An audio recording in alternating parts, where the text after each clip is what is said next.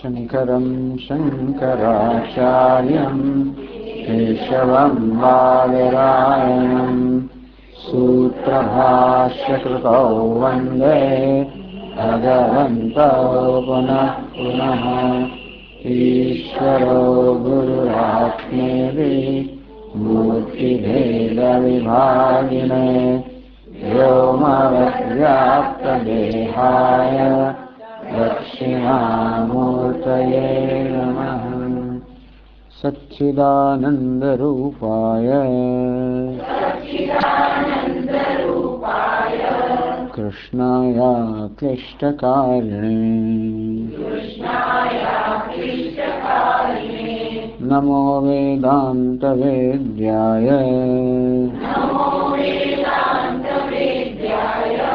गुरवे बुद्धिसाक्षिणे कृष्णद्वैपायनं व्यासं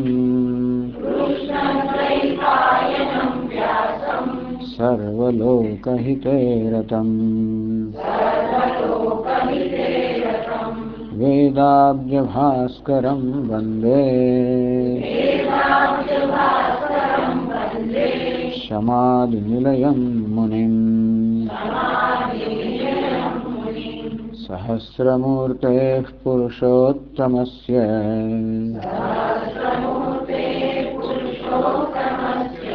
सहस्रनेत्राननपादबाहोः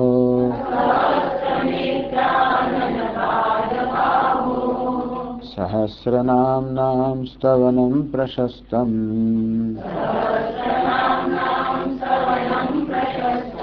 निरुच्यते जन्मजरादिशान्त्यै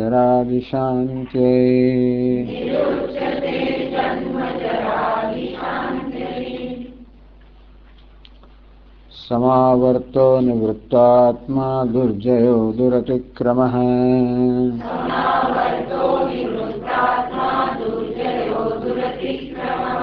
दुर्लभो दुर्गमो दुर्गो दुरावासो दुरारिहा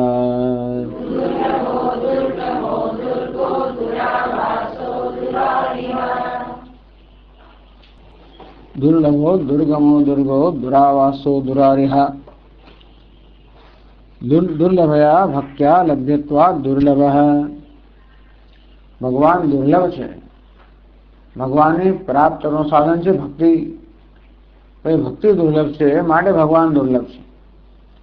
તો ભગવાનની પ્રાપ્તિનું સાધન ભક્તિ. કેમ ભક્તિ દુર્લભ છે? જન્માંતર સહસ્રેષુ તપો જ્ઞાન સમાધિ નરાણામ ક્ષીણ પાપાનામ કૃષ્ણે ભક્તિ પ્રજાયતે.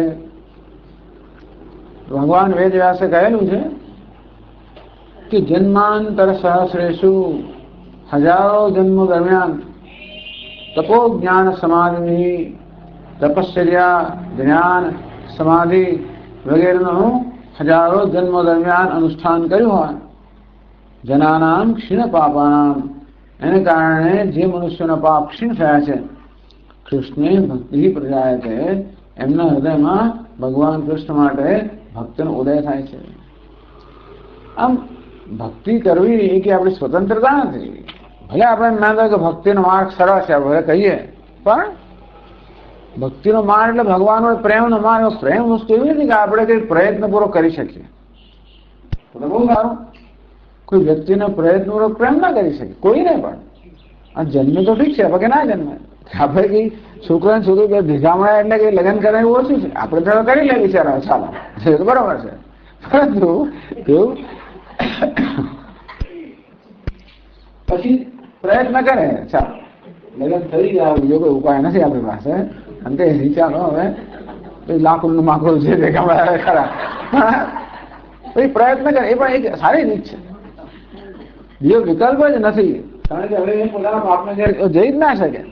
સ્ત્રીને બીજો કોઈ વિકલ્પ છે નહીં ને પુરુષને બીજો વિકલ્પ ના હોય માટે પછી પ્રયત્નપૂર્વક કરે પ્રયત્ન કરે અને ધીમે ધીમે ધીમે પ્રેમ જાગૃત થાય તો સારું.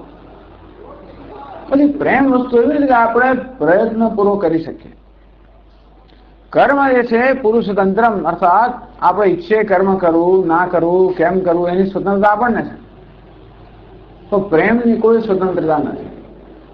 પ્રેમ તો આપણે જન્મે તો જન્મે તો ના જન્મ તો ના જન્મે, ભલે ભલભલું તો પણ ના જન્મે, અને ભલવું ના તોય જન્મે. એ તો કહેવાય ઠેકાણું છે ને, રાજાના ગમે રાણી એના જેવું થઈ ગયું, એનું કોઈ ઠેકાણું નથી. એટલે આપણે આશ્ચર્ય થાય કે આ છેવટે કોઈકને આપણે કે કેટલું બધું આપણે એને કદી આની સાથે લગાડવાનું 50 જણ ના પડે, જેને લઈ આવે આપણે છેવટ આવું. એ તો રાજાને ગમે તો રાણી છાણાવેણ તો પણ શું થઈ ગયું. કહેવાની વસ્તુ એ છે કે આ પ્રેમ એ તો આપણા હૃદયમાં ભક્તિભાવ. બધા લોકોને કદાચ એમ કે આ ભક્તિનો માર્ગ સરળ છે. ભક્તિ કોઈ માર્ગ નથી. ભક્તિ એટલે ભગવાન માટે પ્રેમ. એ પ્રેમ આપણે પ્રયત્ન, હા અમુક વસ્તુ કરી તો પ્રેમ જન્મે એની વાત છે, પણ પ્રેમ તો હોય તો એની જાત એટલે પ્રેમ મનમાં જન્મે, ભક્તિભાવ જન્મે એવું ક્યારે થાય? જ્યારે આપણું અંતઃકરણ શુદ્ધ હોય ત્યારે. રાગ દ્વેષ વગેરે કારણે હૃદયમાં પ્રેમ જન્મતો નથી. તમે જોજો, જયારે રાગ દ્વેષથી મન મુક્ત થઈ જાય ત્યારે પછી એમાં પ્રેમની અભિવ્યક્તિ થાય. એવી કોઈ વ્યક્તિ હોય, એવા સંજોગો હોય, એવું કશું હોય જે આપણા મનને તત્કાળ રાગ દ્વેષથી મુક્ત કરે, મનનો બધો રાગ દ્વેષ જતો રહે. કોઈ સુંદર સ્થળ હોય, એવું પવિત્ર સ્થળ હોય, રળિયામણું સ્થળ હોય, કોઈ વ્યક્તિ હોય. એટલે જ લોકો આજકાલ કૂતરા પાળે છે. અહીંયા તો વિદેશમાં લોકો એનું કારણ જે છે કે એ કોઈ રાગ દ્વેષ જન્માવે નહીં આપણામાં. માણસને જોઈને કંઈક થાય આપણે, એટલે એ શક્ય કઈ પેલો ઇતિહાસ ખરો ને, ઇતિહાસને કારણે બધું યાદ આવે, જે કે એને કારણે રાગ દ્વેષ આપણને ઉત્તેજિત કરે. પણ આ કૂતરા આપણે જે આપણે પાળ્યા પ્રાણીઓ કે છે એમાં એ કોઈ જાતનો આવી રાગ દ્વેષ એટલા મળે છે લોકોને. આ કૂતરાઓને આટલો પ્રેમ કેમ છે? એટલા કોઈ રાગ દ્વેષ ઉત્તેજિત ના કરે અને એવી રીતનું વર્તન કરે કે જે આપણી ખૂણી લાગણી હોય એને જાગૃત કરે. પેલો માણસ એવું વર્તન કરે કે લાગણીઓ તો જતી રહે, આપણે એવું થાય ઘણી વાર. આ એટલા માટે લોકોના બધા પાળેલા પ્રાણીઓ વડે આટલો પ્રેમ કેમ છે? એટલા જ માટે કે આપણામાં આ પ્રકારની ખૂણી લાગણી જાગૃત કરવામાં એ લોકો બહુ સફળ થાય છે. ચાલો એ તો જુદી વાત છે, પણ ભગવાન માટે પ્રેમ આપણે ઈચ્છીએ એટલે પ્રેમ કરી શકીએ એવું એમ નથી. એટલે કહે છે કે જનાના ક્ષીણ પાપાના, મનુષ્યોના પાપ જયારે ક્ષીણ થાય ત્યારે કૃષ્ણ ભક્તિ પ્રજાયતે. તો કૃષ્ણ માટે કે કોઈ પણ દેવતા માટે આપણા અંતરમાં ભક્તિ જન્મે. દુર્લભ છે. જન્માંતર સહસ્રેષુ, સેંકડો પૂર્વજન્મની અંદર તપશ્ચર્યા કરી હોય અને જ્ઞાન એટલે કે જાણ્યું હોય, ચિત્તને એકાગ્ર કર્યું હોય, આમ અવૃત મનને તૈયાર કર્યું હોય ત્યારે બહુનામ જન્મનામ અંતે જ્ઞાનવાન નામ પ્રબંધ્યતે. ખૂબ જન્મની સાધના પછી આમ ભગવાનની ભક્તિ દુર્લભ. પ્રેમ જ દુર્લભ વસ્તુ છે ને. આમ તો પ્રેમ આપણો સ્વભાવ જ છે, પણ આપણો પ્રેમ સ્વભાવ સ્વરૂપ પ્રેમ છે એ રાગ દ્વેષ વગેરેના અવરોધોને કારણે એ અભિવ્યક્ત થતો નથી આવતો. આમ તો એ દૂર થાય ત્યારે ભગવાનની ભક્તિ અભિવ્યક્ત થાય. માટે ભગવાનને દુર્લભ કહેવામાં આવે. પછી દુર્ગમ એ કહેશે 209 પાના પર પછીના વાક્ય. દુઃખેન ગમ્યતે જ્ઞાયતે ઇતિ દુર્ગમ. આમ તો દુર્ગમ એટલે ગમ એટલે જવું, દુઃખેથી બહુ મુશ્કેલીથી જેને પહોંચી શકાય એને દુર્ગમ કહેવાય. પણ આ સંસ્કૃતમાં જવું એ અર્થની ધાતુમાં તો જ્ઞાન પણ થતો હોય છે. દુઃખેન ગમ્યતે ઇતિ દુર્ગમ. તો બહુ દુઃખપૂર્વક બહુ મુશ્કેલી તેને પહોંચાય એનું નામ દુર્ગમ કહેવાય. પણ આવા જવાનો જ્યાં ગતિ જે ધાતુનો અર્થ છે એનું તો જ્ઞાન પણ થાય છે. દુઃખેન ગમ્યતે કે દુઃખેન જ્ઞાયતે. અત્યંત મુશ્કેલથી જેને જાણી શકાય એ ભગવાનને એને દુર્ગમ કહેવાય. ભગવાન આવો છે એટલે કહ્યું કે દુઃખેન ગમ્યતે દુઃખેન જ્ઞાયતે. અત્યંત મુશ્કેલીથી જે પામી શકાય, અત્યંત મુશ્કેલીથી જે જાણી શકાય. કેમ? કારણ કે આત્મા એને સાધન કર્યું. આત્માવાર દ્રષ્ટવ્ય, શ્રોતવ્ય, મંતવ્ય, નિધ્યાસિતવ્ય મૈત્રેય. તો આત્માને દર્શન કરવા જોઈએ. એ દર્શન કરવાનો ઉપાય બતાવ્યા, સાધન બતાવ્યું. શ્રોતવ્ય, શ્રવણ કરવું જોઈએ, મનન કરવું જોઈએ, ધ્યાન કરવું જોઈએ, તો આત્માનું જ્ઞાન થાય. પણ શ્રવણ આદિ એ બહુ દુર્લભ છે. શ્રવણાયાપી બહુ ધીરેનો લભ્ય. કઠોર કહ્યું કે આત્મા તો શ્રવણ કરવા માટે પણ મોટા ભાગના લોકો ભાગ્યશાળી થતા નથી. મોટા ભાગના લોકોનું તો આત્માનું શ્રવણ કરવાનું ભાગ્ય જ નથી. શ્રવણાયાપી બહુ ધીરેનો લભ્ય. શ્રવણ કરવા માટે, સાંભળવા માટે પણ મોટા ભાગના લોકોને આત્મા ઉપલબ્ધ થતો નથી. શૃણવંતોપી બહુ યમ્ન વિદ્યુ. અને સાંભળવા છતાં પણ કેટલા બધા લોકો એને જાણી શકતા નથી. આમ આત્મા જાણવો અત્યંત કઠિન છે. એટલે જ યમરાજા નચિકેતાને નિરુત્સાહ કરવા માંગતા હતા કે નચિકેતા આ તો આ જીત છોડી દે, આ જીત છોડી દે. કારણ કે આ તો અણુરેશ ધર્મ.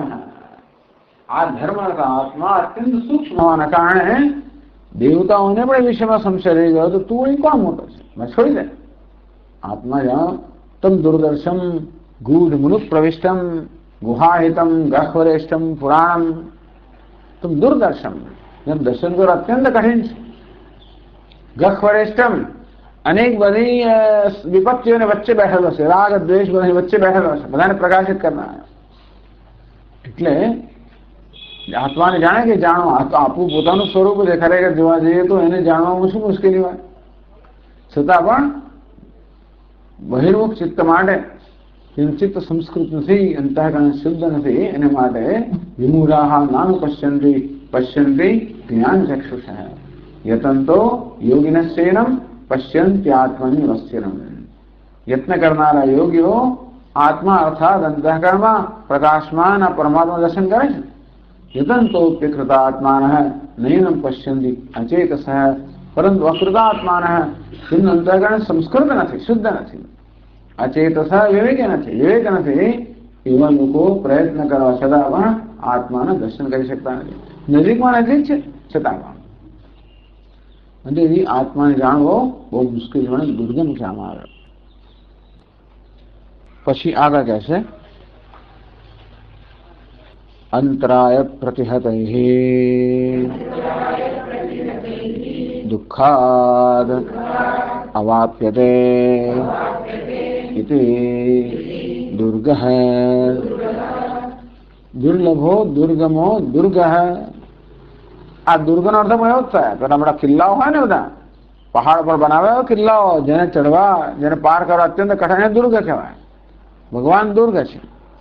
કે અંતરાય પ્રતિહતૈ દુઃખાદ અવાપ્યતે. અનેક પ્રકાર અંતરાયો થી આક્રમણ થતું હોવાને કારણે સાધક બિચારો પ્રયત્ન કરતો પણ હોય. યતંતોપ્યકૃતાત્મા નૈનમ પશ્યન્તિ છે. યતંતોપી પ્રયત્ન કરતો હોય છતાં પણ માર્ગમાં અંતરાય ઘણા આવે. જાતે વિજ્ઞાને ચલો કદાચ શ્રવણ વગેરે જ્ઞાન જન્મ્યું તો પણ અસંભાવનાદિ અંતરાય વશાત તત્ન અજ્ઞાન નિવૃત્ત ક્ષમમિતિ. જ્ઞાનની અંદર પણ સંશય ભાવના રહી ગઈ હોય, વિપરીત ભાવના રહી ગઈ હોય, એને શાસ્ત્રમાં સપ્રતિબંધક જ્ઞાન, પ્રતિબંધ સહિતનું જ્ઞાન ખરું, તો હવે સંશય રહી ગયો, વિપરીત ભાવના રહી ગઈ, તો એ જ્ઞાન આપણને એટલું આશીર્વાદરૂપ નીવડતું નથી, અર્થાત એનું સાર્થક થતું નથી, એનું ફળ મળતું નથી. એટલા માટે કહ્યું દુર્ગ. એટલે કહ્યું અંતરાય પ્રતિહતૈ. એ બધાનો અનુભવ છે કે આ માર્ગમાં અનેક બધા અંતરાયો આવે છે. બહારના અંતરાયો આવે, અંતરના અંતરાયો આવે, આવતા હોય છે. શરીર કરી મન પ્રસાદ ના આપે, મનની અંદર પણ ઘણી વાર સંશયો જન્મે, આળસ, પ્રમાદ, જાત જાતની વસ્તુ થાય. આ બધાને કારણે બહારના અંદરના અંતરાયોને કારણે દુર્ગહ આ ભગવાનને પ્રાપ્ત કરો અત્યંત મુશ્કેલ છે. દુઃખાત અવાપ્યતે અત્યંત કઠિનાથી પ્રાપ્ત થઈ રહ્યો છે. દુર્ગમનો અર્થ દુઃખેન જ્ઞાયતે. જેનું જ્ઞાન પ્રાપ્ત અત્યંત કઠિન છે. અહીંયા દુર્ગ જેને જાણવો, જેને મેળવવો અત્યંત કઠિન છે.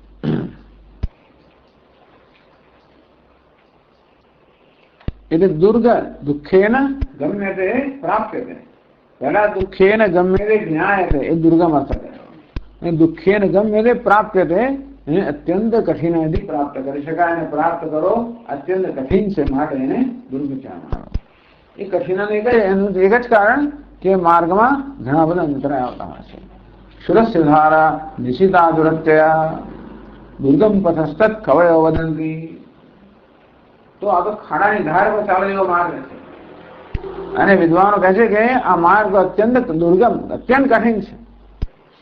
કારણ કે અત્યારે વિવેકની જરૂર છે, સાવધાની જરૂર છે. ક્યારેક ક્યારેક વળી પાછા બેસાવધાન થઈ ગઈ, તો વળી પાછી ગભરી પડીએ, પાછું ઉભા થઈને ચાલવું પડે. સ્વાભાવિક છે. કારણ કે આપણા સ્વભાવમાં સમગ્ર પરિવર્તન લાવવાની જરૂર છે ને. એટલે જૂના સંસ્કારો, જૂની ટેવો ક્યારેક ક્યારેક સવાર થઈ જાય અને ક્યારેક ક્યારેક આપણે પછડાટ ખવડાવે, વળી પાસે ઉભા થઈ જાય. આ રીતે એવું હોય. પણ આવી રીતે અંતરાયો ખૂબ આવતા હોય છે. એટલે સાધકોએ ઘણા બધા અંતરાયોનો સામનો કરવાનો હોય છે. એને કારણે ભગવાનને દુર્ગ કહ્યો, તો કે અત્યંત કઠિનાઈથી જેને પ્રાપ્ત કરી શકાય. પછી દુરાવાસ, પછી આજ્ઞા છે દુઃખેન આવાસ્યતે ચિત્તે યોગિભિઃ સમાધૌ ઇતિ દુરાવાસઃ. આવાસ એટલે નિવાસ કરવો. તો યોગી લોકો પોતાના ચિત્તમાં અત્યંત કઠિનાઈથી એને નિવાસ કરાવી શકે છે. ટૂંકમાં પોતાના ચિત્તમાં ભગવાન નિવાસ કરાવવો બહુ મુશ્કેલ છે. મમ હૃદય કંજ નિવાસ કરું. તો મહારાજ કે મમ હૃદય કંજ નિવાસ કરું. હે ભગવાન, મારા હૃદય કમળમાં આપ નિવાસ કરો. તો યોગી લોકો પોતાના હૃદયમાં ભગવાનને નિવાસ કરવાનો પ્રયત્ન કરતા હોય છે, કે ભગવાન પોતાના હૃદયમાં નિવાસ કરે એવો પ્રયત્ન યોગી લોકો કરતા હોય. ધારણા, ધ્યાન, સમાધિ દ્વારા. અને રીતે સમાધિ એટલે ચિત્તની એકાગ્રતા દ્વારા યોગી લોકો પોતાના ચિત્તમાં નિવાસ કરવાનો પ્રયત્ન કરે, ધારણ કરવાનો પ્રયત્ન કરે. દુઃખેન આવાસ્યતે ચિત્તે. પરંતુ ઘણી જ બધી મુશ્કેલી. કેમ? નિર્વિશેષાત્વાત્મા નિર્વિશેષત્વાત. આ પરમાત્મા નિર્વિશેષ છે. જો વિશેષતાવાળો ભગવાન હોય, સગુણ બ્રહ્મ હોય, કોઈ ગુણ ધરાવનાર હોય, તો પ્રમાણમાં એને ચિત્તમાં ધારણ કરવો પ્રમાણમાં ઓછો અઘરો છે. પણ આને નિર્વિશેષ હોવાને કારણે જરા વધારે અઘરો છે. ક્લેશો વિગતરસ્તેષામ અવ્યક્તા સક્તચેતસામ. ભગવાન કે 12મા અધ્યાયમાં અવ્યક્તા સક્તચેતસામ, અવ્યક્તમાં નિર્વિશેષમાં એનું ચિત્ત આસક્ત થયું છે. એના માટે ક્લેશ અંગીકરણ, ક્લેશ બહુ જ વધારે પડતો છે. અમે પણ ભગવાનમાં મનને જોડવું એમાં ક્લેશ તો છે જ. આમ સંસારના બધા સંસ્કાર હોવાના કારણે ભગવાનમાં મનને જોડવું પણ અઘરું તો છે. એમાં પાછા નિર્વિશેષમાં જોડવું અત્યંત કઠિન છે. કેમ? દેહવદ્ભિ અવાપ્યતે. કારણ કે જ્યાં સુધી દેહમાં અભિમાન છે ત્યાં સુધી આ દેહથી પર એવો નિર્વિશેષ આત્મા છે, એમાં મનને એકાગ્ર કરવું અત્યંત કઠિન છે. એટલા માટે એને દુરાવાસ. આ ભગવાનને પોતાના હૃદયમાં કે મનનો નિવાસ કરાવવો, અર્થાત ભગવાનમાં ચિત્તને જોડવું, એકાગ્ર કરવું, સ્થાયી કરવું અત્યંત કઠિન છે. એ માટે એને દુરાવાસ કહેવાય. અને છેલ્લે દુરારિહા શબ્દ સમજાય છે. दुरारिणः दानवादयः हन्ति इति दुरारिहा. दुरारिहा तो दुरारीन हन्ति इति दुरारिहा. આ દુરારી લોકોનો ભગવાન વધ કરે છે. દુરારી લોકોને હણે છે, માટે ભગવાનને દુરારિહા કહેવામાં આવે. આ દુરારી શું વસ્તુ છે? તો એક રૂ ધાતુ છે. રૂ જતો જવાના અર્થમાં, ગતિના અર્થમાં રૂ ધાતુ છે. એમાં પછી દુષ પ્રત્યય આગળ લગાવ્યો. દુષ એનો એની આગળ દુષ પ્રત્યય નહીં, ઉપસર્ગ લગાવ્યો. દુષ ઉપસર્ગ. દુઃખ એટલે દુઃખ છે. તો જેમનું જવું એટલે એનું આચરણ બહુ દુષ્ટ છે. દુષ અને રૂ. દુષ એટલે દુષ્ટ, રૂ એટલે જવું કે આચરવું. જેમનું આચરણ દુષ્ટ છે એ લોકોને દુરારી કહેવામાં આવ્યા. એટલે કે આ બધા દાનવો. દુશ્ચરણમ શીલમેતેષામિતિ. બસ દુશ્ચરણ, દુરાચાર કરવો એ જ જેમનો સ્વભાવ થઈ ગયો છે એને દુરારી કહેવામાં આવે. તાન હંતિ ઇતિ દુરાર્યઃ. એવા રાક્ષસોને, અસુરોનો વધ કરે છે ભગવાન માટે એમને દુરાર્યઃ કહેવામાં આવ્યા. આપણે તો પેલા રાક્ષસોનો વધ કરતા કરશે ત્યારે કરશે. આપણે શું ઈચ્છે? આપણા અંદરના આસુરો છે ને એનો ભગવાન વધ કરે. આપણે એમાં રસ છે. આપણે અંદર રહેલા આસુરી વૃત્તિઓ છે એનો ભગવાન વધ કરે. એ તો એવું આપણે ઈચ્છે. તો એવી તો વધ કરનાર ભગવાન દુરાર્યઃ છે. પછી 57મા શ્લોકમાં કહે છે, શુભાંગો લોક સારંગ સ્તુતંતુ સ્તંતુ વર્ધનઃ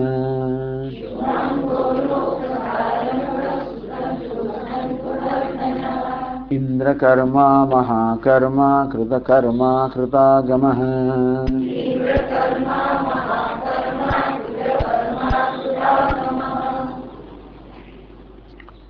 શુભાંગ એના અંગ બહુ સુંદર છે. એ કહે છે શોભનૈઃ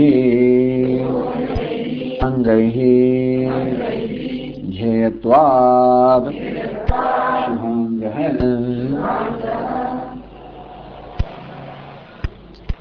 શુભાની શોભનાની અંગાની. ભગવાનનું ધ્યાન સિદ્ધ થાય છે. અત્યંત સુંદર અંગ વડે ભગવાનનું ધ્યાન થાય છે. એટલે સુંદર અંગો ધરાવનારા ભગવાનનું ધ્યાન થાય. ભગવાનનું ધ્યાન કેવા ભગવાન છે? અત્યંત સુંદર અંગ ધરાવનારા ભગવાન છે. તો સુંદર અંગો દ્વારા કે સુંદર અંગો વડે જેનું ધ્યાન થાય છે, કે સુંદર અંગોથી જેનું ધ્યાન થાય છે ભગવાનને શુભાંગ કહેવામાં આવે.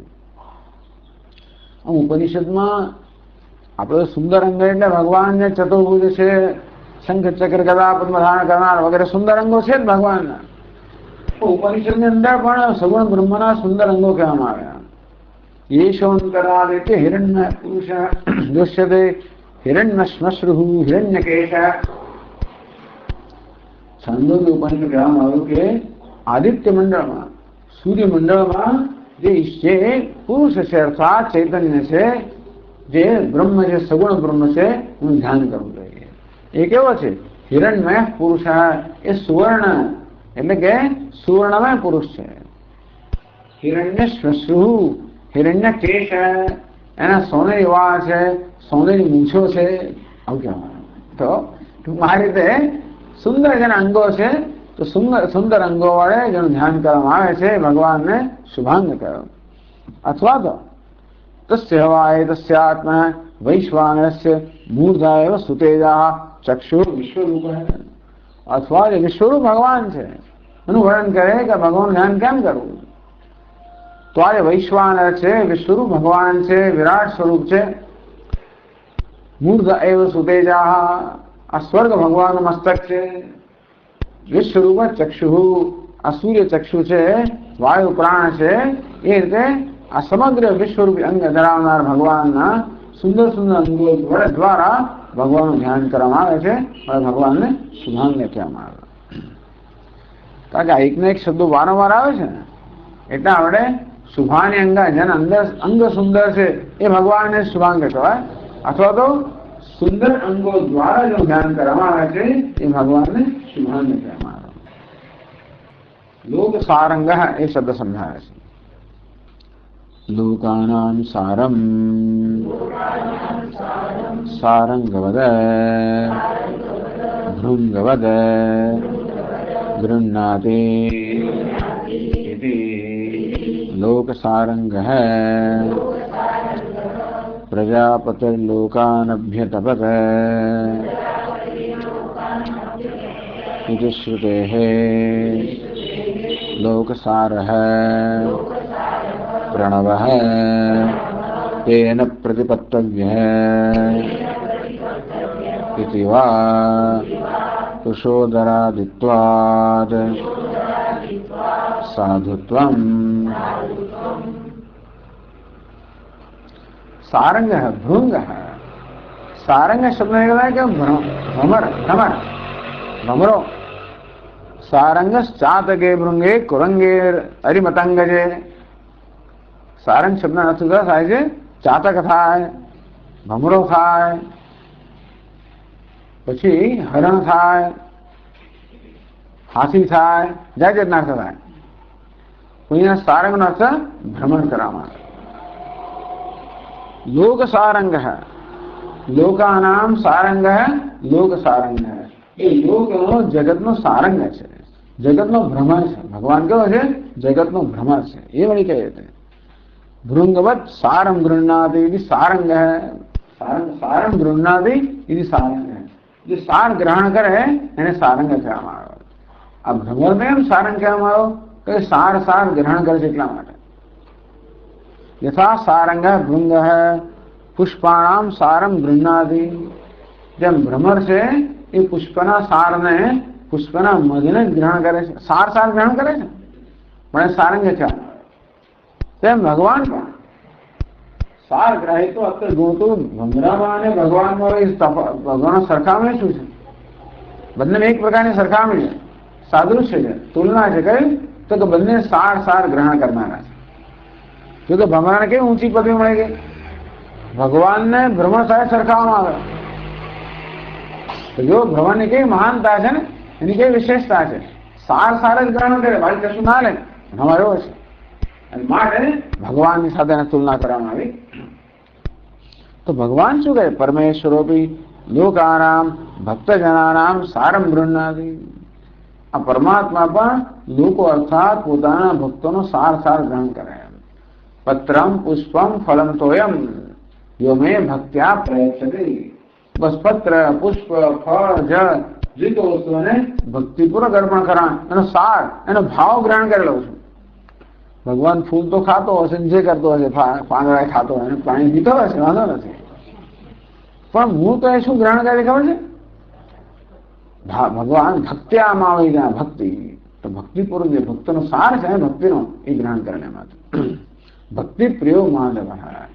ભગવાન ગુણોથી રીચતો નથી, ભક્તિથી રીચે છે. બાકી એને ભક્તો કયા ગુણવાળા હતા? જાત જાતના. કુબ્જામાં શું ગુણ હતો, સબરીમાં શું ગુણ હતો, વગેરે વગેરે. આમ બધા કેટલા બધા ભગવાનના ભક્તો થઈ ગયા. કોઈ મહાનતા ગુણ નથી. એમનું શું હતું? ભક્તિ. ભગવાન બધાને આવે છે સાર. ભક્તિ સાર છે એ પોતાના ભક્તોનો ગ્રહણ કરે. આવી રીતે ભક્તજનોના હૃદયનો ભક્તિરૂપી સાર ગ્રહણ કરતો હોવાને કારણે ભગવાનને પણ સારંગ લોક એટલે ભક્તનો સારંગ લોક સારંગ કહેવાય. સારમ માધવ સેવનમ. સાર કોને કહેવાય? સારમ માધવ સેવનમ. બસ માધવની સેવા કરવી એ જ સાર છે. સંસારે કેમ સારમ? પ્રશ્ન કર્યો. આ સંસારમાં શું સાર છે ભાઈ? ઉત્તર મળ્યો. કમ સારે શરણ કમલ પરિભજનમ. કંસારે, કંસનો હરી, કંસનો શત્રુ કોણ? શ્રી કૃષ્ણ. કંસારે ચરણ કમલ પરિભજનમ. ભગવાન કૃષ્ણના ચરણ કમલનું સેવન કરવું આ સંસારમાં સાર છે. તો આ પ્રકારે એક તો ભગવાન લોકનો સાર એમ કહેવાય, અથવા ભગવાન લોકોનો બે રીતે અર્થ કરે છે. બીજો અર્થ શું કર્યો કે लोक सार प्रणव है. तो प्रजापति लोकान अभ्यतवत इति श्रुते है. આ ભગવાનના ચરણ કમળનું સેવન તો આ સંસારનો સાર છે. બીજું લોક સાર પ્રણવ તેન પ્રતિપત્તવે વા. અથવા આ સમગ્ર લોક એટલે જગત. એક લોકનો અર્થ કર્યો. લોક એટલે ભક્તજનો અર્થ કર્યો. લોકાનામ જનાનામ ભક્તજનાનામ સારમ ગૃહ્ણાતિ. ભક્તજનોનો ભક્તિરૂપી સાર ગ્રહણ કરે છે માટે ભગવાનને લોક સારંગ કહ્યો. અથવા લોકનો તો જગત કરીએ તો હવે ભાઈ સારંગ સાર સાર દ્વારા જેને પામી શકાય, તો પછી એનો અર્થ એવો કરવામાં આવ્યો કે ભાઈ સારેણ ગમ્યતે ઇતિ સારંગ, સારેણ ગમ્યતે જ્ઞાયતે ઇતિ સારંગ. તો લોકનો જે સાર છે એના વડે ભગવાન જાણી શક્યા માટે ભગવાને લોક સારંગ કહેવાયો. આ સમગ્ર જગતનો સાર કયો છે? પ્રજાપતિ લોકાન અભ્યતવત. વાસ્તવમાં તો આ પ્રણવ જે છે, ઓમકાર છે, એ સમગ્ર જગતનો સાર છે એવું ઉપનિષદમાં કહેવામાં આવ્યું. તો પ્રજાપતિ લોકાન અભ્યતવત, પ્રજા છાંદોગ્ય ઉપનિષદમાં કહ્યું પ્રજાપતિ લોકાન અભ્યતવત. એકવાર પ્રજાપતિએ આ સમગ્ર જગતનું વિશે તપશ્ચર્યા કરે. સમગ્ર જગત વિશે ભગવાન પ્રજાપતિએ બ્રહ્માજીએ તપશ્ચર્યા કરી. શા માટે? આ જગતનો શું સાર છે એ ગ્રહણ કરવા માટે. એમ કરીને જગત વિશે તપશ્ચર્યા કરી, અર્થાત એકદમ ઊંડું આલોચન કર્યું, ઊંડું ચિંતન કર્યું. તેભ્ય અભિતપ્તેભ્ય ત્રૈવિદ્યા સંપ્રાસવત. તો આ ત્રણ લોક છે ને, ભૂહુ ભુવ સુહ, આ ત્રણ લોકનો બનવા જગત છે. એ જગતનો સાર પામવા માટે પ્રજાપતિ આ લોક પર ઊંડું ચિંતન કર્યું. એમાંથી ત્રય વિદ્યા, તો ઋગ્વેદ, યજુર્વેદ અને સામવેદ, આ ત્રણ વેદ છે એ ત્રણેય લોકના સાર પ્રગટ થયા. મંથન જેમ કરીએ તેમ પેલો સાર પ્રગટ થાય ને. પ્રજાપતિએ મંથન કર્યું કે ચલો ત્રણ વેદ શું તામ અભ્યતપત. આ ત્રય વિદ્યા ત્રણ વેદ છે, એ ત્રણ વેદ પર વળી પાછું પ્રજાપતિએ ઊંડું ચિંતન કર્યું કે ત્રણ વેદનો સાર શું? તસ્યાહ અભિતપ્તાયાહ એતાની ક્ષણાની સંપ્રાશ્રવંત ભૂર્ભુવસ્વરિતિ. તો ત્રણ વ્યાહૃતિ ભૂહુ ભુવ સ્વઃ, આ ત્રણ વ્યાહૃતિઓ એટલે ત્રણ વેદનો સાર. ત્રણ લોક છે, ભૂર્લોક, ભોરલોક, ભૂલોક, ભોરલોક, સુરલોક. તેના ત્રણ અને સાર કયો? ઋગ્વેદ, યજુર્વેદ, સામવેદ. વેદનો સાર કયો? તો કે ઋગ્વેદના ભૂહુ, યજુર્વેદના ભુવ અને સ્વ, આ ત્રણ વ્યાહૃતિ છે એ ત્રણ વેદનો સાર છે. વળી પછી વ્યાહૃતિ પર ભગવાને તપશ્ચર્યા કરી પ્રજાપતિએ. અને ત્યારે પછી આ ત્રણ માત્રાઓ અકાર, ઉકાર, મકર, ઓમકાર જે છે, પ્રણવ જે છે, એ આ ત્રણ વ્યાહૃતિનો પણ સાર તત્વ. આ રીતે ઉપનિષદમાં કહેવામાં આવ્યું કે સમગ્ર જગતનું સાર તત્વ તો કે ઓમ પ્રણવ. તો લોક સારંગ, આ લોકોનો જે સાર છે, આ જે પ્રણવ છે, તેના વડે ગમે તે જ્ઞાને તે, આ લોક આ જગતના સારો પ્રણવ ઓમકારથી જે જાણી શકાય છે એ ભગવાનને લોક સારંગ કહેવામાં આવ્યો. એટલે કે પુરુષોદરાદિત્વાત સાધુત્વમ. આમ તો લોક સાર ગમ્ય એવું થાય અને લોક સારંગ એવું કરવામાં આવ્યું, ચાલે એ પ્રકારે. તો આ બે અર્થ કર્યા ટૂંકમાં. લોક અર્થાત પોતાના ભક્તજનોનો સાર, ભક્તિરૂપી સાર જે ગ્રહણ કરે છે ભગવાને લોક સારંગ કહ્યો. ત્યાં સારંગ શબ્દનો ભંગડો કરવામાં આવ્યો. તો ભ્રમર જેવી રીતે પુષ્પમાંથી સાર ગ્રહણ કરે તેમ ભગવાન પણ પોતાના ભક્તોનો સાર ગ્રહણ કરે છે, માટે લોક સારંગ. અથવા લોક એટલે જગત, લોક સાર, આ જગતનો સાર જે પ્રણવ કે ઓમકાર, એના વડે ગ એટલે ગમે તે જેને પામી શકાય, જાણી શકાય, એ ભગવાનને લોક સારંગ કહેવામાં આવ્યો. બે અર્થ કરવામાં આવ્યા. શુભાંગો લોક સારંગ સુતંતુ. તંતુ એટલે તંતુ, ભગવાને તંતુ કયો તો કે છે શોભન તંતુ વિસ્તીર્ણ પ્રપંચ અસ્ય ઇતિ સુતંતુ. શ્રેષ્ઠ તંતુ. તંતુ તો આ તંતુ શબ્દ છે ને એ તન ધાતુમાંથી બનેલો છે. તન ધાતુમાં તંતુ શબ્દ બન્યો. તો તન ધાતુ નથી વિસ્તારે, તનો વિસ્તાર કરવો. શોભન તંતુ, તંતુ વિસ્તાર કરવો. આપણે જો પેલું રૂહ હોય એનો વિસ્તાર કરીએ તો તંતુ બને ને, એને આપણે એ રૂહને તાણ્યું ત્યારે તંતુ બન્યો, વિસ્તાર કર્યો. તો ભગવાનમાં પોતાનો વિસ્તાર કરે છે. જયારે સૃષ્ટિનું સર્જન કરે ત્યારે ભગવાન પણ પોતાનો વિસ્તાર કરે. ભગવાન શું કરે? સમગ્ર જગતને પ્રલય વખતે સંકેત સાડીને સંકેત કોઈ વાર વિસ્તાર કરે, પહોળી કરે.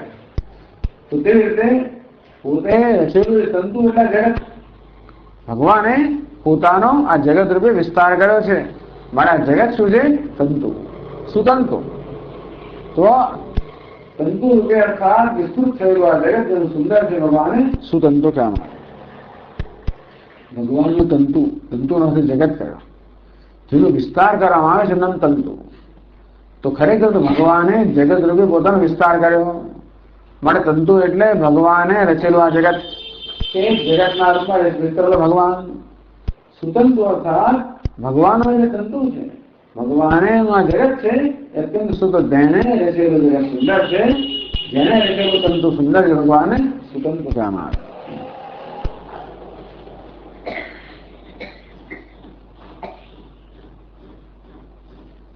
શોભન તંતુ ધન્યમાન પ્રપંચ બ્રહ્માયુર્વસ્યેતિ. તો હવે એને રચેલો તંતુ પ્રપંચ બહુ સુંદર છે, માટે સુતંતુ કહેવામાં આવે. પછી તંતુ વર્ધન આગળ જશે. તમેવ તંતુમ વર્ધયતિ છેદયતિ ઇતિ વા તંતુ વર્ધન.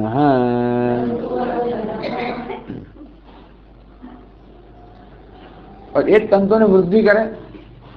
तमेव तंतुम वर्धयति छेदयति. બે અર્થ થાય પાછળ. તંતુ વર્ધન એ તંતુમાં વૃદ્ધિ કરે કે તંતુનો છેદ કરે, માટે એને તંતુ વર્ધન કહો. તો સ્થિતિકાળે તંતુમ પ્રપંચમ વર્ધયતિ. ભગવાન જ્યારે જગતનું સર્જન કરે ત્યારે જગતની સ્થિતિ હોય ત્યારે ભગવાન આ તંતુ જગતનું વૃદ્ધિ કરે, માટે એને તંતુ વર્ધન કહેવામાં આવે. સંહાર કાળે છેદયતિ, અને સંહાર કાળે છેદે છે, માટે તંતુ વર્ધન કહેવામાં આવે. કારણ કે વર્ધ ધાતુ છે ને બે અર્થ છે. વર્ધ છેદન પૂર્ણયો. વર્ધ જેનું વર્ધન કે વૃદ્ધિ શબ્દ બને ને, છેદન પૂર્ણ. છેદ કરવો પણ થાય અને પૂર્ણ કરવો પણ થાય. પોતે રચેલું આ તંતુ આખા જગત છે, એનું સ્થિતિ કાલે ભગવાન એની વૃદ્ધિ કરે છે અથવા સંહાર કાલે છેદન કરે છે. બંને અર્થમાં તંતુ વર્ધન એમ કહેવામાં આવે. પછી ઇન્દ્રકર્મા. ઇન્દ્રકર્મા શબ્દ સમજાવે છે. ઇન્દ્રસ્ય કર્મ ઇવ કર્મ અસ્ય ઇન્દ્રકર્મ ઐશ્વર્યકર્મ ઇત્યર્થઃ. ઇન્દ્રકર્મા, ઇન્દ્રના જેવું કર્મ કરે છે ઇન્દ્રકર્મ. એ કેવો અર્થ કર્યો? ઇન્દ્રસ્ય કર્મ એવ કર્મ ઈશાન્યસ્ય. ઇન્દ્ર કોણ છે? બધા દેવતાનો રાજા છે, બધા અસુરો નિગ્રહ કરનાર છે. ઇન્દ્ર બધાના પર શાસન કરનાર છે. તેથી બધાનો શાસન કરવાનું જે કર્મ છે એ કરે છે ભગવાનને ઇન્દ્ર કર્મ કહેવામાં આવ્યો. ઇન્દ્ર કર્મ. ઇન્દ્ર હંમેશા બધા દેવતાઓમાં સર્વશ્રેષ્ઠ ઇન્દ્ર છે અને ઐશ્વર્યશાળી કર્મ. ઇન્દ્ર છે ને બળનો રાજા છે, એટલા ઐશ્વર્યનું કર્મ કરવા તો ઇન્દ્ર હંમેશા કર્મ કરતો હોય, તો ભગવાન બધા ઐશ્વર્યયુક્ત કર્મ કરે છે, માટે એમને ઇન્દ્ર કર્મ કહેવાય. અથવા તો ઇન્દ્રસ્ય કર્મ એવ. ઇન્દ્ર જે કર્મ કરે છે કરનાર ખરેખર ભગવાન છે જ કહેવામાં આવે. ઇન્દ્રના જેવું કર્મ કરે છે માટે ભગવાન ઇન્દ્ર કર્મ કહેવાય. તો ઇન્દ્રનું કર્મ કરે છે. ઇન્દ્રનું કર્મ એટલે ઇન્દ્ર જયારે કર્મ કરતો જણાય ત્યારે ખરેખર કોણ કર્મ કરે છે? ભગવાન જ કરે છે. જે મહાભારતનું કહેવામાં આવે ને, મહાભારત યુદ્ધ સમાપ્ત થયું, છેલ્લા દિવસે ભગવાન અર્જુનને કહ્યું તું આજે અર્જુન પહેલો ઉતરી જાય. ભગવાન આ ક્રમ કેમ બદલો છો? રોજ આપ પહેલા ઉતરો છો, પછી હું છેલ્લે પછી હું ઉતરું છું. સાથે ઉતરે જયારે આપ દરવાજો ખોલે ત્યારે સાહેબ બહાર નીકળે ને. દરરોજ એવું થાય છે આજે આમ કેમ ક્રમ બદલો? તું કહું છું એ પ્રમાણે ક્યાં? અર્જુન કહાગ્રહ હતો, મિત્ર કહાગ્રહ આને કારણે બહુ બરોબર. બાકી તો ક્યાં કે ભાઈ કોણ હું સાંભળો ભાઈ થાય તો મુશ્કેલ થઈ જાય. પણ અર્જુન કહાગ્રહ એટલે ભગવાને કહ્યું ઉતરી ગયો. હું તો દૂર ઉભા. પછી ભગવાન જેવો અવતાર કે જે પેલો રથ ભડભડ કે બળાવવામાં આવ્યો. તેને ખબર પડી કે અત્યાર સુધી રથ સલામ હતો એ પણ ભગવાનની કૃપાને કારણે. એટલે આમ દેખાય આપણને કે આપણે કર્મ કરીએ. તસ્માત તોમોત્તિષ્ઠ યશો લભસ્વ જીત્વા શત્રું ભૂસ્વામી સમુદ્રમ મય વૈકે નિયતા પૂર્વમેવા. આ બધા તો મારા વડે હણાઈ જ ગયા છે. એટલે બહાર એમને અર્જુન કર્મ કરી રહ્યા છે, પણ ખરેખર તો કોણ કરે છે? ભગવાન જ કરતા છે. તો બંને રીતે કહેવાય. ઇન્દ્રના જેવું કર્મ કરે, દુષ્ટોનો નિગ્રહ કરવો, એ શાસન કરવું.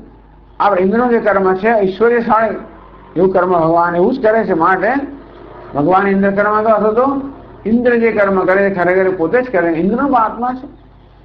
ઇન્દ્ર મિત્રમ વર્ણ મિત્યાહુ ભગવાનના નામ છે. એને ઇન્દ્ર કહેશે, મિત્ર કહેશે, વરુણ કહેશે. અંતેથી એ બધાનો આત્મા ભગવાન છે. તેથી એ જે કર્મ કરે ભગવાન જ કરી દેશે. એ રીતે પણ ઇન્દ્ર કર્મ. પછી મહાકર્મ કહે છે. મહાંતે વેદાદીની ભૂતાની કર્માણી કાર્યાણી અસ્યૈતિ મહાકર્મ. તો મહાન કર્મ કરનાર છે. ક્રિયંતે કર્માણી કાર્યાણી. એમાં કર્મનો અર્થ બીજો કર્મ. ક્રિયંતે કર્મ તો ક્રિયતે કર્મ જે કરવામાં આવે છે નામ કર્મ. આ છે ને, આ તો કરણ વ્યુત્પત્તિ થઈ.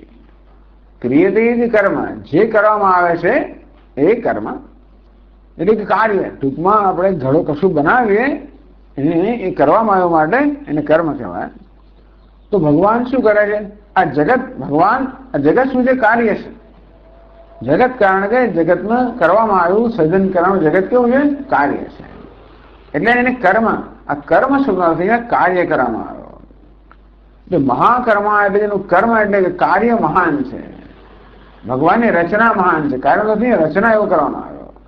તો આ જગત એવી રચના છે એની મહાન છે. માટે ભગવાનને મહાકર્મ કહેવામાં આવ્યો. ઉત્કૃષ્ટાની અન્યેષામ મનસારી અચિંત્ય રચના રૂપાણી. તો વિચાર કરો, ભગવાને જગત રચ્યું છે એ તો આપણી બુદ્ધિ કામ ના કરે. એનો વિસ્તાર જોઈ તો બુદ્ધિ કામ ના કરે. ક્યાંનું ક્યાં ફેલાયેલું છે. ક્યાં આપણી પૃથ્વીનો શું વિચાર છે? એક સૂર્યમંડળ નાનકડો તે સૂર્ય કે બહુ મહાન નથી તારો. એને કેટલાય મોટા મોટા તારાઓ છે. સૂર્ય તારો જ છે. એ તારા હોય તો એ જ આપણા કદાચ હજારો લાખો ગણો મોટો છે. એ સૂર્યમંડળમાં આપણે એક પૃથ્વી આપણું નાનું કે સૂર્યનો ક્યાં હિસાબ છે? આપણે આકાશ ગંગામાં ગેલેક્સી અબજો સૂર્યો છે. એક ને અબજો, 2, 4, 5, 10, 25 કરોડ ને અબજો. જો અબજો સૂર્ય ધરાવનારી આ ગેલેક્સી આકાશ ગંગા, અરે એનો શું હિસાબ? અબજો ગેલેક્સીઓ છે. વિચાર કરો, આ બ્રહ્માંડ એટલે અબજો ગેલેક્સીઓ. દરેક ગેલેક્સીમાં અબજો તારા. એમાં એક તારો સૂર્ય, એમાં એક સૂર્યમંડળ, એમાં એક આ ગ્રહ પૃથ્વી. આટલું નાનું કલ્પના કરી શકીએ આપણને? એમ કે બસ આ જ જગત છે મોટું. એ તો જયારે આ લોકો બધા ચંદ્રપાણ ગયા ને પછી ત્યાંથી બધા ચિત્રો લેવામાં આવ્યા ત્યારે પૃથ્વી આટલો નાનો દડો જ છે. ચંદ્ર દડો દેખાય તો પૃથ્વી દડો દેખાય. થોડું પૃથ્વી આટલી જ છે. આ આખું આકાશ વિસ્તૃત થયેલો આટલી પૃથ્વી.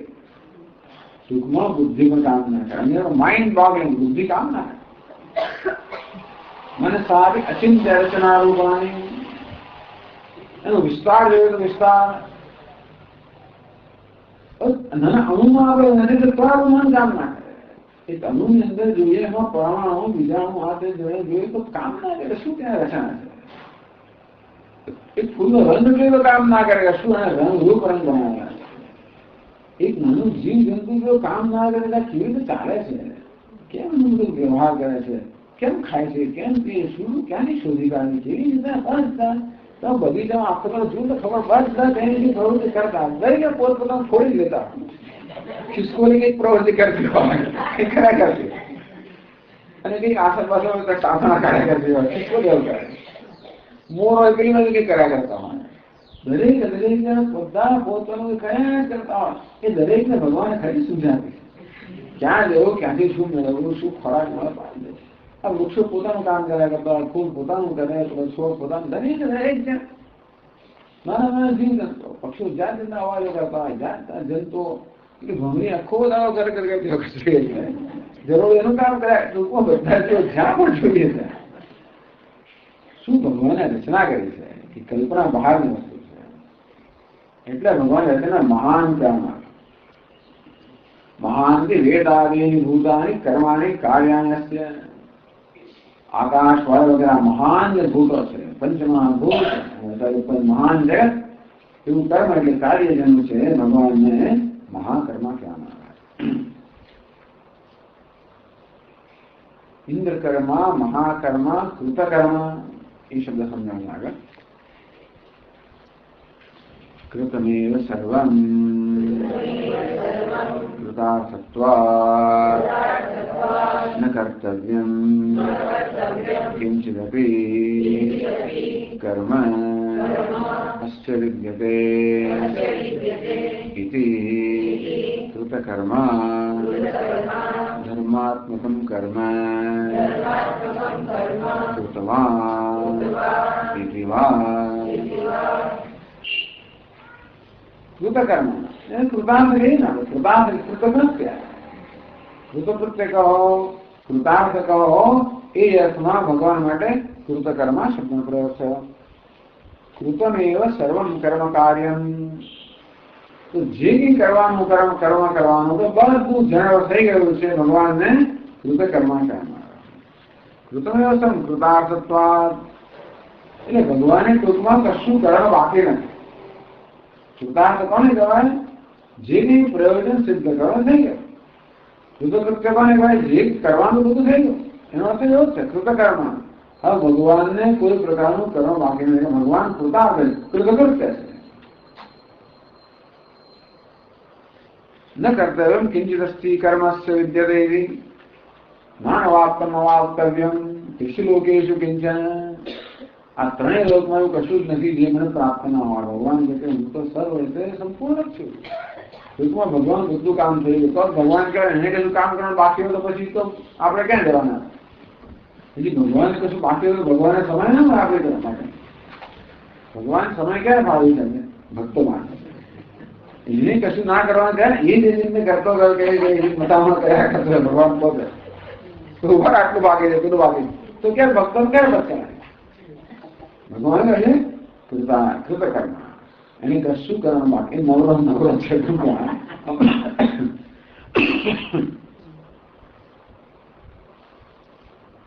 કેટલાક મારા ભક્તો જયારે બોલાવે જ્યાં પણ બોલાવે હાજર થઈ જાય.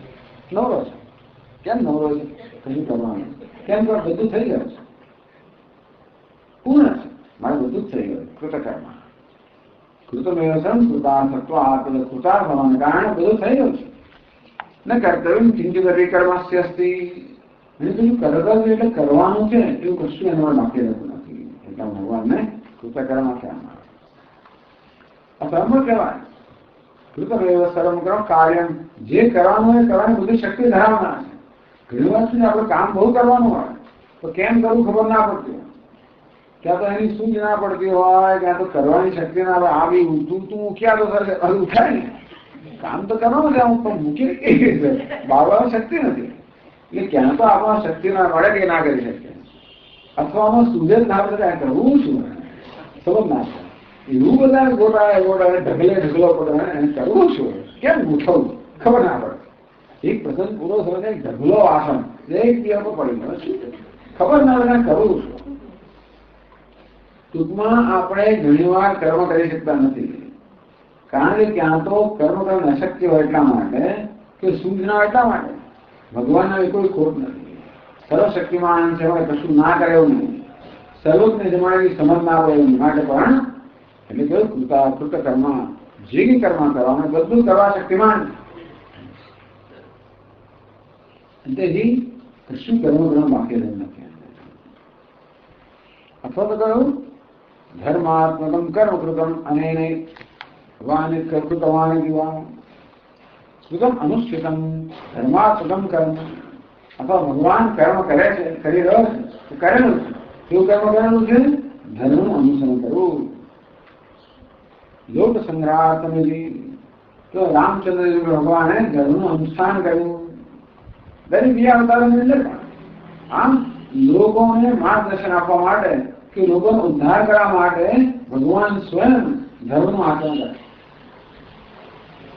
કારણ માત્ર ઉપદેશ કામ નથી કરતો આચરણથી આપણે દાખલો બેસાડે તો બધાને કામ કરે એટલું જ નહીં તો ઉપદેશ કરવામાં ના આવે પણ ઉપદેશનો આ સંજોગોમાં શું અસર થાય ખબર ના પડે કે તો ખરા સાચું બોલો પણ આ સંજોગોમાં સાચું બોલવું છે ચાલો માતા પિતાની સેવા કરો એનો અર્થ શું કયા સંજોગોમાં આ બધા ધર્મનો કે આ બધા આદેશનો કયા સંજોગોમાં શું અર્થ થાય એ અર્થગ્રહણ કરવું ને એટલે ભગવાન સ્વયં ધર્મનું આચરણ કરે કે કયા સંજોગોમાં ધર્મનું અર્થઘટન કેમ થાય વનમાં હોય તો કેમ આચરણ કરવું મહેલમાં હોય તો કેમ આચરણ કરવું પુત્રો તો કેમ આચરણ કરવું પતિ વગેરે જેથી જે ભક્તો હોય એ લોકો એનું અનુસરણ કરે એટલે ધર્માત્મકમ કરો કૃતવાન જેવા ધર્મનું અનુષ્ઠાન કે આચરણ કરવા એમાં કર્યું છે એ ભગવાનને પણ કૃતકર્મ કહેવામાં આવે છે અને છેલ્લે કહે કૃતાગમ એ શબ્દ સમજાયો છે કૃત વેદાત્મક આગમ येन इति कृतागमः अस्य महतो भूतस्य निश्वसितम् एतद् यद्ऋग्वेदः इत्यादि श्रुतेः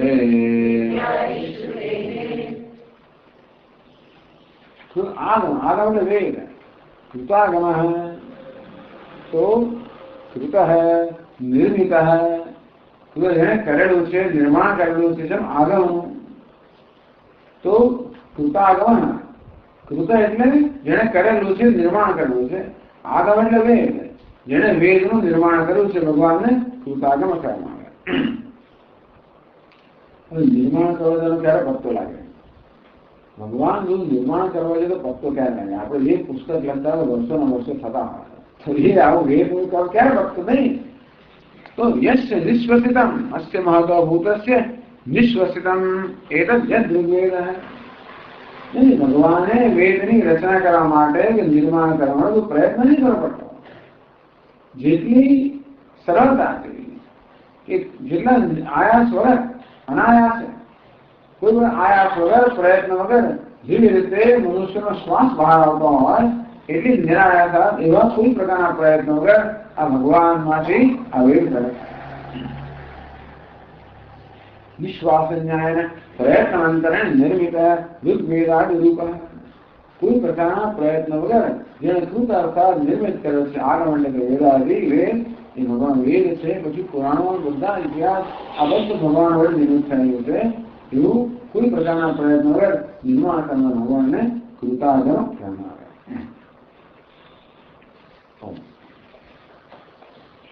पूर्णमद पूर्णमिदं पूर्णात् पूर्णमुदच्यते पूर्णस्य पूर्णमादाय पूर्णमेवावशिष्यते ॐ शान्ति शान्ति शान्तिः शङ्करं शङ्कराचार्यं केशवं बादरायणम् सूत्रभाष्यकृतौ वन्दे भगवन्तौ पुनः पुनः ईश्वरो गुरुरात्मेति मूर्तिभेदविभागिने